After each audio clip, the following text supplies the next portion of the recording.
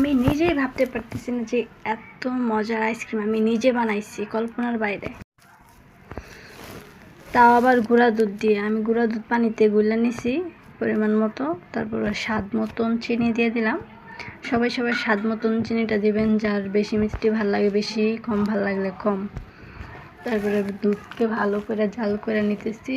জাল করতে হবে অনেকক্ষণ, ঘন করতে হবে, জাল দিয়ে অনেক ঘন করতে হবে। তারপর একটা বাটিতে 1.5 চামচ কর্নফ্লাওয়ার নিয়ে নিলাম। এটাকে ঠান্ডা পানি দিয়ে ভালো করে মিশাতে হবে যাতে কোনো দানা না থাকে। সুন্দর করে ভালো করে এটাকে মিশিয়ে তারপরে এই যে গরম দুধের মধ্যে এটাকে দিয়ে দিব, আস্তে করে দিয়ে দিব। হ্যাঁ, দেওয়ার পরে এটাকে সুন্দর করে ভালো করে নাড়তে থাকতে হবে, অনবরত নাড়তে হবে যাতে নিচে দিয়ে লেগে না যায়। ঠিক আছে, দুধটা দেখতেই পাচ্ছেন অনেকটা কিন্তু কমে গেছে। এটাকে আরও কমাতে হবে, আরও জাল দিয়ে আর একটু ঘন করতে হবে।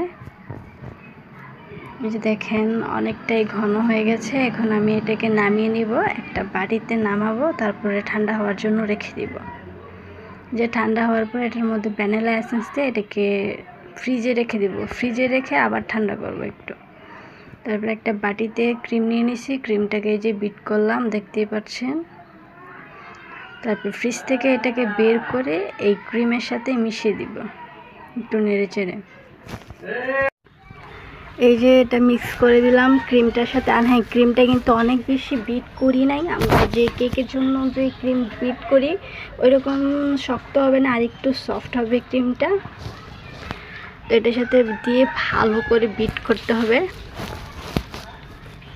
আপনারা অবশ্যই আমার পেজটাকে ফলো দিয়ে দিবেন।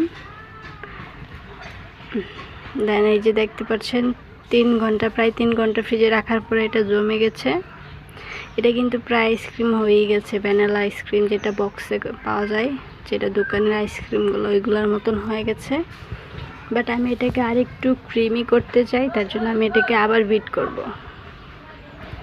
এখন আমি একটু নেড়ে চেড়ে এগুলোকে গলে দিতেছি, কারণ হচ্ছে কিছু গলে যাবে আর কিছু বরফ থাকবে। তাহলে এটাকে যদি বিট করি তাহলে খুব সুন্দর বিট হবে এবং এটা খুব তাড়াতাড়ি হবে, আমার কষ্টটা কম হবে। আর যদি এটা সবটা গলে যায় তখন যদি বিট করি তাহলে অনেক বেশি টাইম লাগবে, এবং যদি একদম বরফ থাকা অবস্থায়ও বিট করতে যাই তাহলে অনেক বেশি টাইম লাগবে। এই যে দেখতে পাচ্ছেন হয়ে গেছে। এটার ডোটা দেখতে পাচ্ছেন, যখন আইসক্রিম গলে যায় তখন কিন্তু এরকম হয়। তারপরেও আমি এখন আরেকটু করে নিতেছি। সুন্দর করে বিট করার পরে আমি এটাকে কী করব, একটা বক্সের মধ্যে ট্রান্সফার করব। বক্সে ট্রান্সফার করে এটাকে ডিপ ফ্রিজে রেখে দিব যতক্ষণ না এটা বরফ হচ্ছে।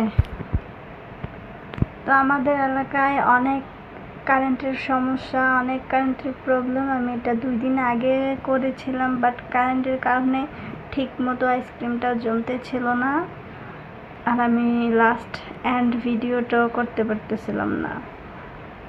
কারেন্ট এত প্রবলেম করে যা বলার বাইরে। আপনারা সবাই জানেন, কারণ আমার পরিচিত সবাই আমার এলাকার, তো সবাই জানেন এলাকার কী অবস্থা, কারেন্ট কতটা প্রবলেম করে। তো এই যে বলতে বলতে আমি এটা বাটিতে ট্রান্সফার করলাম। ট্রান্সফার করে এখানে এটাকে ফ্রিজে রেখে দিব। তো এটা ফ্রিজে রেখে দেওয়ার পরে মাঝখান দিয়ে খাওয়া হয়ে গেছে। ক্লিপ নেওয়ার আগেই আমার ভাই খাইছে, খেয়ে ফেলছে, আমার আপু খেয়ে ফেলছে। দেখতেই পাচ্ছেন কতটুকু ছিল। এখন আমি বক্সটা খোলার পরে দেখবেন যে এখানে কতটুকু আছে, কতটুকু কমে গেছে। এই যে দেখেন কতটুকু কমে গেছে। আর এই যে খেয়ে রাখছে আমার আপু, আমাকে না বলে খেয়ে ফেলছে। তো এই যে দেখেন কতটা মজার হলে এরকম হইতে পারে। আমি আপনাদেরকে এটা আর একটু কাছ থেকে দেখিয়ে দিই, তাহলে আপনারা বুঝতে পারবেন যে এটা কতটা ক্রিমি হয়েছে এবং কতটা মজাদার হয়েছে। এই যে দেখেন কতটা ক্রিমি হয়েছে আইসক্রিমটা, মানে দোকানের যে আইসক্রিমগুলো পাওয়া যায় ওইগুলোর থেকেও বেস্ট। আমি কখনো ভাবতে পারি নাই যে আমি বানাবো, মানে এটা ভাবছি, বাট গুঁড়া দুধ দিয়ে যে এত পারফেক্ট একটা আইসক্রিম বানানো যাবে আমি এটা আসলেও ভাবি নাই, সিরিয়াসলি আমি আসলেও ভাবি নাই। এই যে দেখেন ফাইনাল লুক কতটা মজার, আপনারা দেখলেই বুঝতে পারতেছেন এটা আসলে খুব মজা হয়েছে। আপনারা অবশ্যই ট্রাই করবেন, এটা আপনারা অবশ্যই শেয়ার দিয়ে আপনাদের কাছে রেখে দেন, যে কেউ এটা ট্রাই করলে পারবেন ইনশাআল্লাহ।